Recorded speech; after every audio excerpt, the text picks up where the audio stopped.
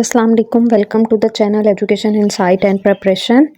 Today's lecture is about Islamic history of education. First of all, we will talk about sources of knowledge in Islam. The first one is revelation. Revelation mean wahi. Revelation is the divine knowledge given by Allah Almighty through His messengers, mean prophets. ऐसा इल्म जो अल्लाह ताला ने पैगंबरों के ज़रिए इंसानों की तरफ भेजा उसको वही या रेवलेशन कहते हैं। और ये सबसे ऑथेंटिक नॉलेज होता है। इस्लाम में इसको ऑथेंटिक नॉलेज माना जाता है। जैसे कुरान मजीद हज़रत मोहम्मद सल्लल्लाहु अलैहि वसल्लम के थ्रू मुसलमानों पर नाजिल हुआ और ये एक ऑथेंटिक नॉलेज है। सेकेंड वन इज़ इंट्यूशन यानी वजदान। ये वो नॉलेज है जो हम विदाउट रैशनल प्रोसेस या कॉन्शियस एक्ट के बगैर हासिल करते हैं।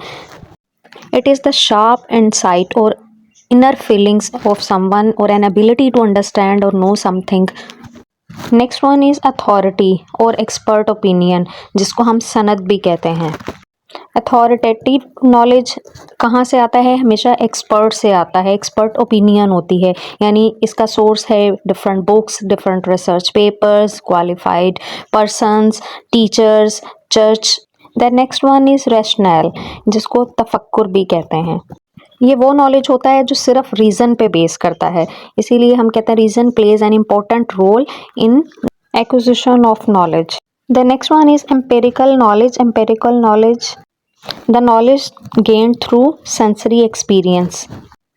इंडक्टिव होता है और ऑब्जर्वेशन पे बेस करता है। Human beings without any innate knowledge पैदा होते हैं, यानी उनको पहले से कोई नॉलेज नहीं होता। वो कहाँ से नॉलेज गेन करते हैं? Through their senses. नेक्स्ट हम इस्लामिक फाउंडेशंस की बात करते हैं तो सबसे जो ऑथेंटिक फाउंडेशन है वो है द होली कुरान। होली कुरान अल्लाह ताला ने हज़रत मोहम्मद सल्लल्लाहु अलैहि वसल्लम पर नाजिल किया और उनके थ्रू उनकी उम्मत की तरफ भेजा। Holy Quran means reading and recitation. It is the last book of Allah Almighty. In Islam, it is considered the most authentic and ultimate source of guidance. इसके जो अदर नेम्स हैं अल फुरकान, अल नूर, अल ज़िक्र, अल किताबा। इसके बाद नेक्स्ट इज़ हदीस।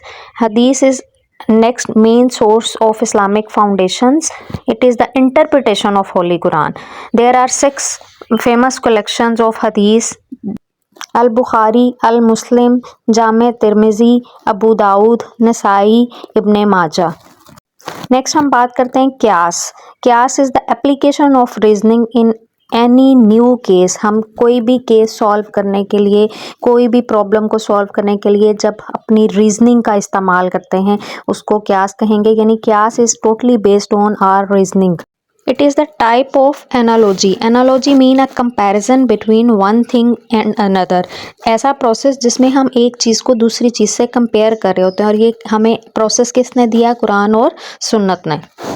इसी words में कहें तो क्यास आराई करना यानी कि अंदाज़ा लगाना, लेकिन किसकी बेस पे? रीजनिंग की बेस पे कंपैरिजन करके। जैसे कि इसकी एग्जांपल है अल्कोहल इज़ फॉरबिडन, तो कोई भी चीज़ें जो अल्कोहल जिनमें यूज़ हो रही है वो इस्लाम में फॉरबिडन है। Next one is इजमा।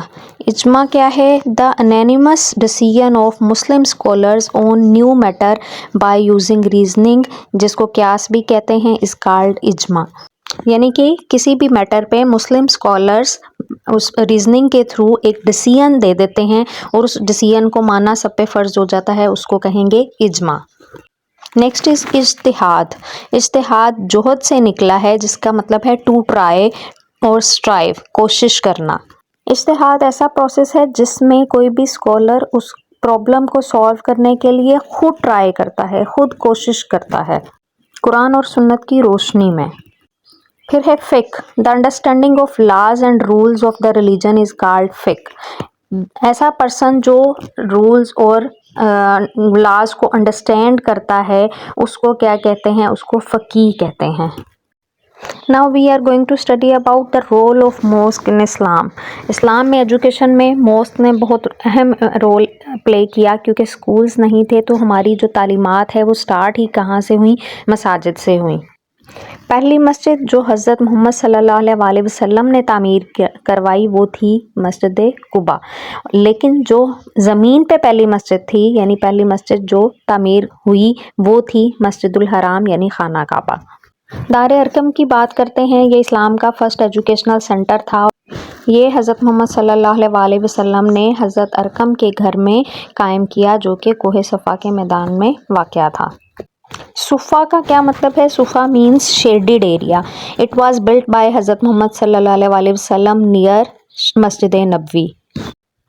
یہ پہلا انسٹیٹیوشن اسلام کا کنسیڈر کیا جاتا ہے جس میں ریزیڈینشل پلیس پرووائڈ کی گئی لرنرز کے لیے، یعنی کہ یہ ہاسٹل تھا یا ریزیڈینشل لرننگ انسٹیٹیوشن تھا۔ ایک وقت میں 70 لرنرز کو اکوموڈیٹ کیا جاتا تھا۔ اس کو اسلام کی فرسٹ یونیورسٹی بھی کہا جاتا ہے۔ یہاں اصحاب صفا full time teaching learning process میں انوالو ہوتے تھے اور کوالیفائڈ اسٹوڈنٹس کو قاری کہا جاتا تھا۔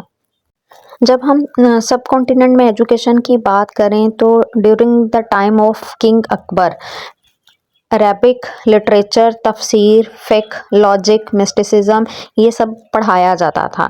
کنگ اکبر نے ایک اور 1582 میں انٹروڈیوس کروایا جس کا نام تھا دین الہی۔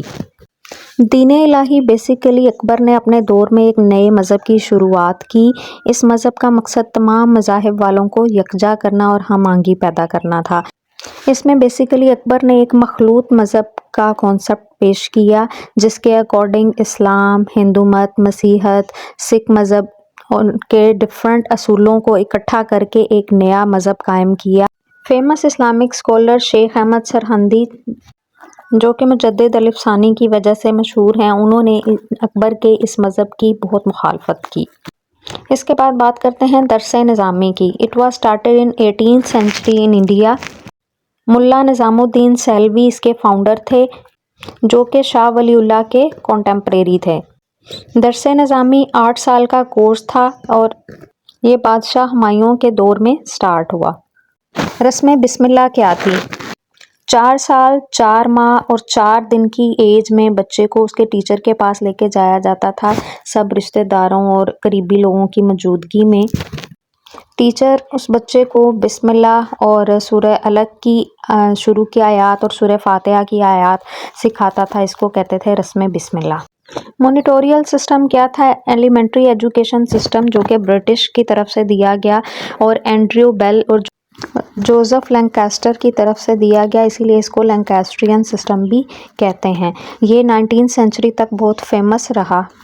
اس سسٹم میں ایسا ہے کہ جو اسٹوڈنٹس اس قابل ہوتے ہیں کہ وہ اچھا پڑھنا لکھنا جانتے ہیں، وہ اپنے سے لوور اسٹوڈنٹس کو پڑھنا لکھنا سکھاتے ہیں۔ مونیٹر کا ورڈ اسی سے نکلا ہے، ہم مونیٹر اسی کو بناتے ہیں جو بچہ بہتر ہوتا ہے اور پھر اس کی ڈیوٹیز لگا دیتے ہیں کہ وہ اپنے لوور کلاسز کے بچوں کا یا جس کو نہیں آتا اس کو بھی پریکٹس کروائے۔ Next is Moeed. Moeed one who access اور ریپیٹ۔ مونیٹوریل سسٹم میں کیا تھا کہ انٹیلیجنٹ بچہ جو کہ لیسن کو ریپیٹ کرتا ہے، لیسن کو پریکٹس کرواتا ہے، اس کو معید کہتے ہیں۔ اور آموختہ کسے کہتے ہیں؟ ایسا سبق جو پہلے سے سیکھ چکے ہوں، پریویسلی لرنڈ۔